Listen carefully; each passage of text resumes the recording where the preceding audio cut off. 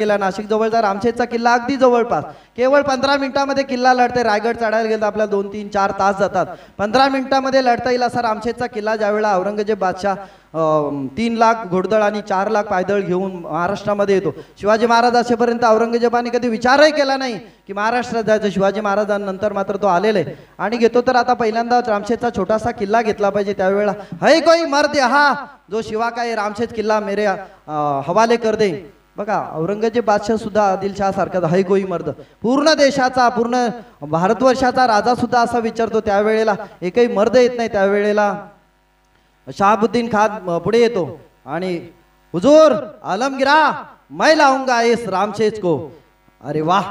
त्यावेळेला आलमगीर बादशाह एकदम खुश होतो. बोलो कब लाओगे.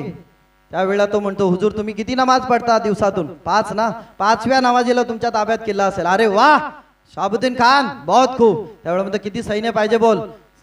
त्यावेळेला तिथे 600 सैन्य होतं. रामशेज किल्ल्यावर 600 सैन्य होतं. त्यावेळेला शहाबुद्दीन खान म्हणतो हुजूर 5000 की फौज चाहिए. अरे तू येडा झाला का दारू पिऊन आला. 600 सैन्य त्या ठिकाणी आणि तू 5000 सैन्य म्हणतो. अरे याला समजावा कोणी.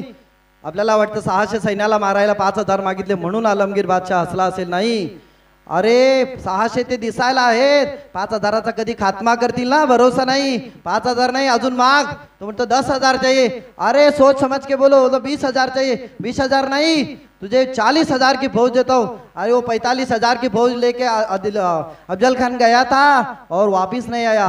5 लाखाचे सैन्य घेऊन शाहिस्ते खान गेला होता. 4च्या 4 बोटं तोडलेली आहेत. त्यामुळे तू विचार करून घे. आणि 40,000 फौज हत्ती घोडे तलवारी सगळं काही घेऊन येतो. एक दिवस जातो इकडे औरंगजेब बादशाह अगदी मस्तपैकी मनात मांडे असतो. आता किल्ला ताब्यात आला असेल. शहाबुद्दीन खान आता हिरवं निशाण फडकवत असेल. 1 गेला 2 गेला 3 दिवस गेले. शहाबुद्दीन खानचा नाही मिस कॉल ना व्हिडिओ कॉल काहीच नाही. त्यावेळेला मात्र औरंगजेब बादशाह विचार करतो नेमका गेला कुठे. कोणीतरी कानात येऊन सांगतो जिथे 45,000च्या फौजेनिशी अफजल खानाचा कोथळा बाहेर काढतं ते शहाबुद्दीन खानचा खिमा झाला नसेल का राज. हा तुम्ही काय विचार करता. त्यावेळेला औरंगजेब बादशाह भडकतो आणि अजून कुमक पाठवतो. परंतु 1 नाही 2 नाही 5.5 वर्ष तो किल्ला केवळ 15 मिनिटांमध्ये लढता यावा असा किल्ला 5.5 वर्ष ते लढत ठेवतात. हे मराठे आहे लक्षात. त्यावेळेला मराठ्यांनी काय आयडिया केलं असते. मराठे 600च होते तिथे बायका मुलांसहित होते.